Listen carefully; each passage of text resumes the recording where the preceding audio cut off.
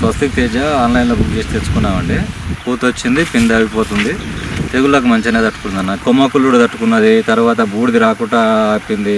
తర్వాత దీనికి పురుగు కూడా జర కంట్రోల్గానే ఉంది. ఏ మందు కొట్టినా కానీ తీసుకుంటుంది మందు.